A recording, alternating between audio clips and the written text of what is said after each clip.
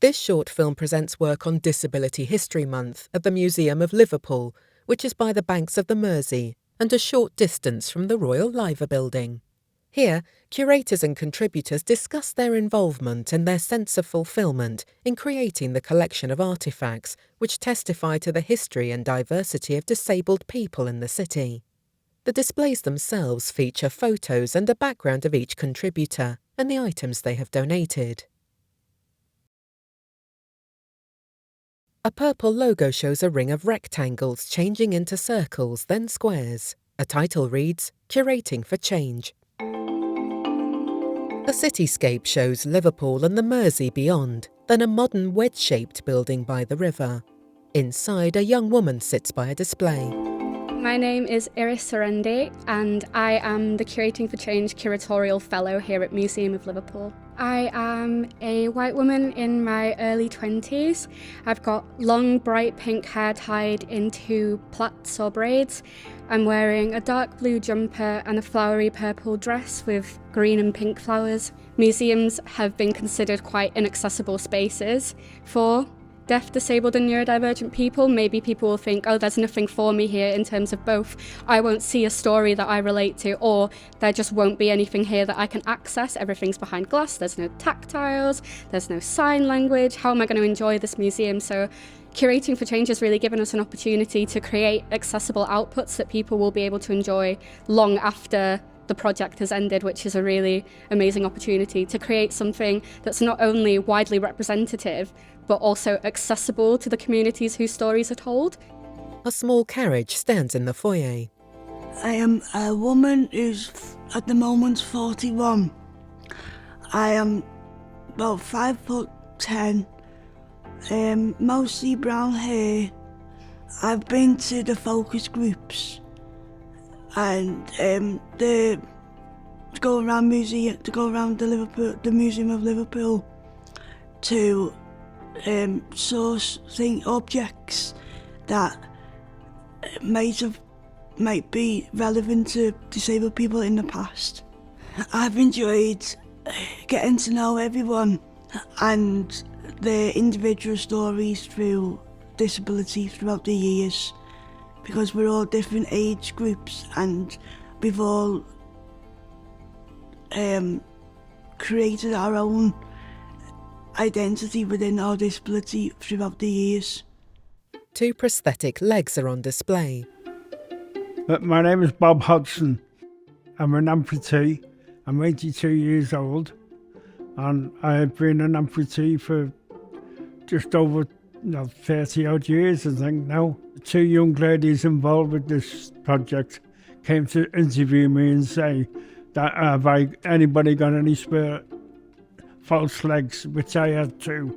This is going to bring people's eyes and notice and say, I didn't realise that these false limbs, what they're made of and what they can do, and it's marvellous what they can do now, One leg, articulated at the knee, has a worn leather harness.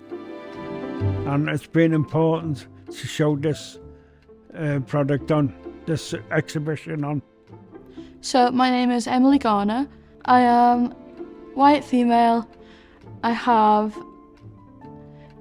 long brown and blonde hair and I am in my late teens. It's been amazing to work with Iris and the museum team, and it's been a great honour to be featured in Disability History Month within the Museum of Liverpool.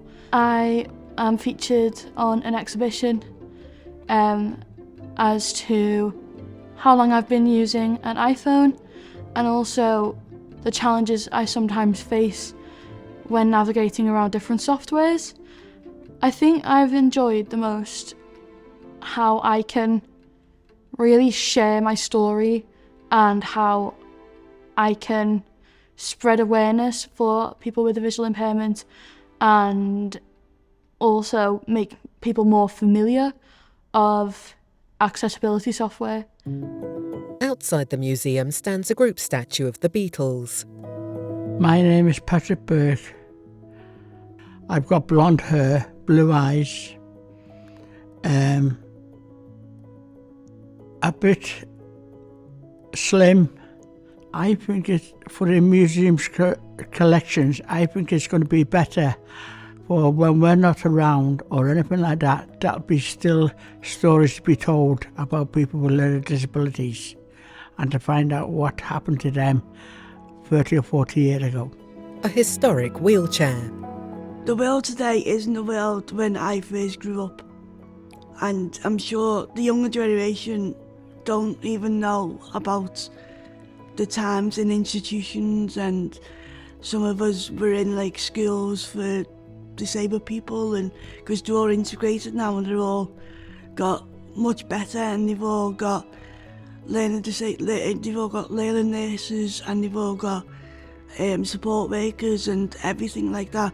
But that's down to the people that have come before them, and it's important for them, for the generations today and the generations to come, for them to know that they're not the first ones to be disabled, to make them feel they're part of the world as well.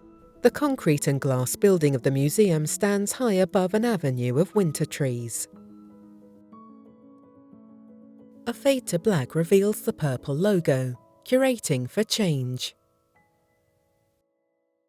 Further logos appear in order top to bottom on the black background, Screen South, and a purple capital A with the word Accentuate in its crossbar, the crossed finger logo of the National Lottery Heritage Fund, the circular badge of Arts Council England, supported using public funding, the logo for Art Fund, funded by the UK government.